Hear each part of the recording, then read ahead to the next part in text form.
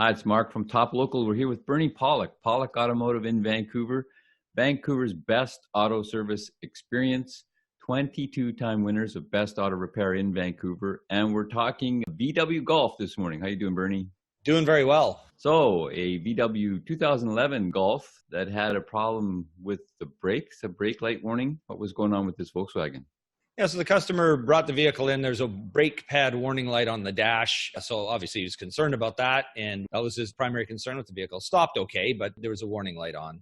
So what kind of diagnosis and inspection procedure did you follow to find out what was going on?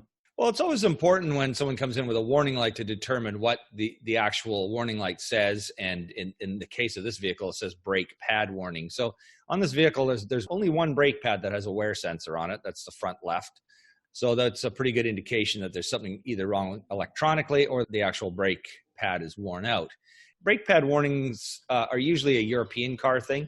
Some cars have, a sensor on every wheel. Some have just one, like this Volkswagen. Some have like one sensor per axle. So it's not an exact warning on each pad, but I'm trying to think, there's actually a couple of cars that actually have a sensor on every brake pad, which is, that gets to be pretty accurate at that rate. Anyways, from there, an inspection. We do a regular brake inspection like we do on any car to determine, the condition of the brakes, how thick are the pads, how are the rotors, do the calipers retract properly, what are the condition of the brake hoses and fluid and so on. We look at all those items and then determine what the vehicle needs. So how did that lead to a rear caliper being replaced?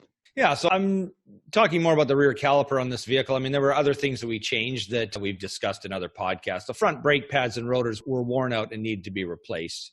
That was one of the primary issues. We found on the rear brakes, there was about 5 to 6 millimeters left on the rear brake pads. A bit of slight uneven wear, but that's still a fair bit of material. But what we noticed when we visually inspected the brakes before we took the caliper off is we could see the right rear caliper dust seal had been twisted pretty badly, and we figured that at least we should do a service on the back brakes to clean and lubricate it and reestablish the position of that dust seal before things get worse. So how does the rear dust seal get twisted? So on these brakes, when you do a brake repair, you basically have to retract the caliper piston. And normally that happens by just squishing the piston back into its bore with pliers or special tools. But this has a parking brake on the rear brakes, and that requires the caliper piston to actually be rotated with a special tool.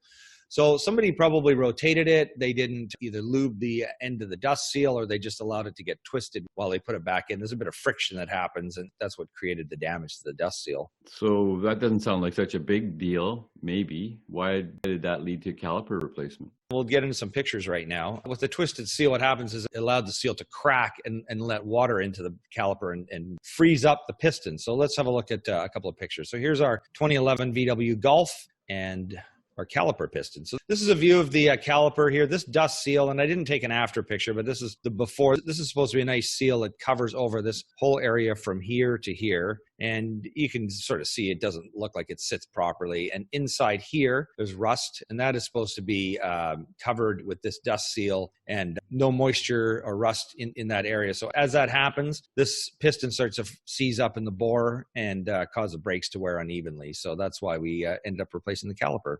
How serious an issue is this? Would have this been over an extended period of time? Well, what would happen if we hadn't done anything with it is the brake would start to wear rapidly as the caliper piston seized up. Calipers will sometimes just seize without sort of warning that, all of a sudden you're driving and your brakes start getting hot or smoking in a really extreme condition. So that's what replacing the calipers, like in this case, is all about, preventing that kind of thing from happening. So it can be pretty serious. Once we notice that kind of issues happening, it needs to be addressed. And how often on a Golf are brake calipers replaced? Not often. This vehicle has about 200,000 kilometers, so it's a pretty high miler, and these were definitely the original calipers. So they've got a pretty good long life. Most brake calipers do tend to last a long time, but it depends from car to car. So might we assume or guess that they had a problem with their parking brake and somebody tried to monkey with it and fix it and weren't experts in doing it? I would say not necessarily with the parking brake, with the regular brakes. I'll just get back into this picture here for a second here. As I mentioned, the caliper piston has to be twisted back in, and this isn't a greatest view, but if you look on the front face of this caliper, there's usually a couple of little holes, and there's a special tool that will actually press this piston. You rotate it, and it presses the piston back in in this direction that I'm moving the mouse pointer back into the caliper bore. That needs to be done when you do a brake job, because as the pads wear, the caliper piston moves out in this direction. So when you put new rotors and pads in, then the caliper piston, of course, has to be moved back. So what I think is more likely is whoever did the last brake job just wasn't really very careful to make sure this dust seal sat properly, and that's what caused it to wear out. I mean, dust seals will crack and break with age, but the way we found this one, of course, there was definitely some other underlying causes. So this wasn't the first brake job.